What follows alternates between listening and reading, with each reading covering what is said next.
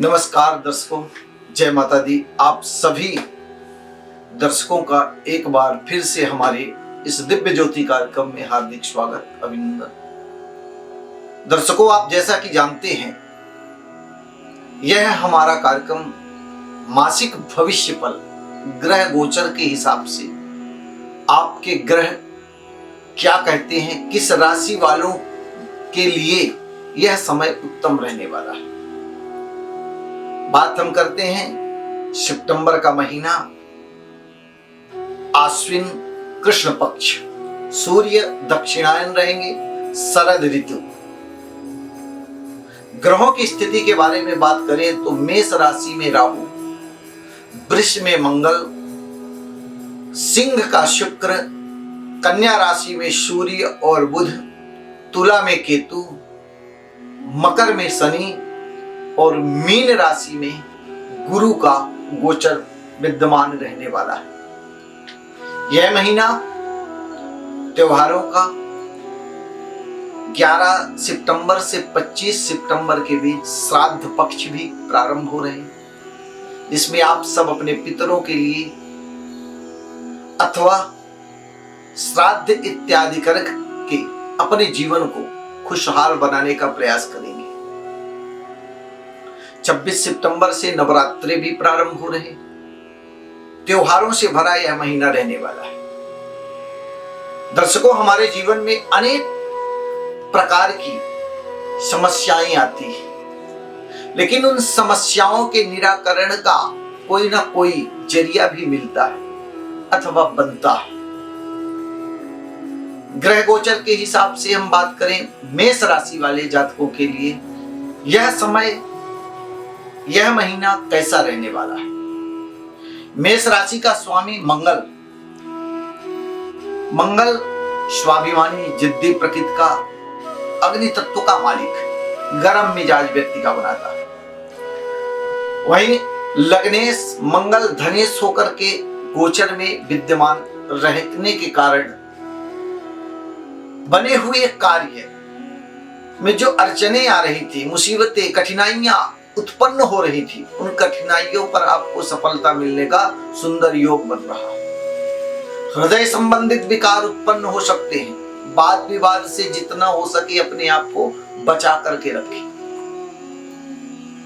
क्योंकि यह समय उत्तेजना पूर्ण रहेगा। आवेश में आकर के आप कोई ऐसा कार्य ना कर ले जिससे आपको बाद में पश्चाताप करना पड़े। वहीं धन का मालिक शुक्र जो है, जन्म कुंडली में पंचम भाव में विद्यमान रहने के कारण दिमाग और बुद्धि से किए हुए कार्यों में आपको अवश्य सफलता की प्राप्ति होगी। विद्यार्थियों के लिए विद्या क्षेत्र उत्तम रहने वाला है।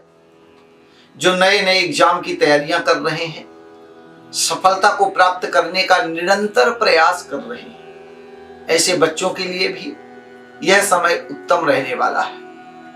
परंतु शत्रुओं से आप ग्रसित हो सकते हैं। आपके अपने लोग ही आपको किसी ना किसी बात को लेकर के धोखा दे सकते हैं, मुसीबत में डाल सकते हैं। इसीलिए आप अवश्य सावधानी पूर्वक कार्य करिए। यहाँ पर केतु सप्तमेश, घरेलू वातावरण, वैवाहिक जीवन, परिवार संबंधित जीवन में कुछ उलझने उत्पन्न हो सकती है। कुछ बातों को लेकर के अपनों को के बीच में कुछ मनमुटाव उत्पन्न हो सकता है, इसीलिए सावधानी पूर्वक कार्य करें, उसमें सफलता आपको अवश्य मिलेगी।